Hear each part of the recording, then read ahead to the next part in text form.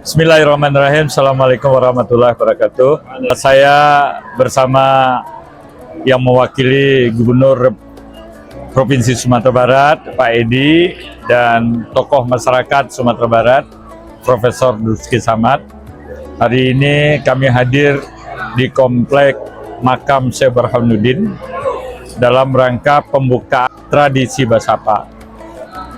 Alhamdulillah, sebagaimana terlihat ya, banyak penziarah-penziarah yang datang, baik dari Padang Preman, di luar Padang Preman, bahkan dari luar kota Sumatera Barat. Untuk itu, tentu saja saya selaku Kepala Daerah mengucapkan selamat datang di Komplek Makam Syekh Burhanuddin. Semoga ziarah yang dilakukan diterima Allah Subhanahu wa Ta'ala. Ya. Memang dari diskusi kami dengan yang mewakili Pak Gubernur maupun dari tokoh masyarakat maupun daripada nenek mama alim ulama Cadia Pandai di Ula Antapaki ini, banyak yang harus kita benahi ke depan tentang bagaimana supaya tradisi Basapa ini yang diadakan di Komplek Makam Syekh Burhanuddin ini semakin lama semakin dicintai masyarakat.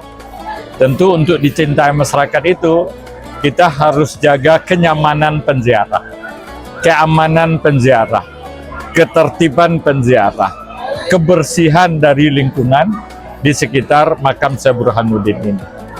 Tadi kita mendapat masukan beberapa hal yang kita harus perbaiki.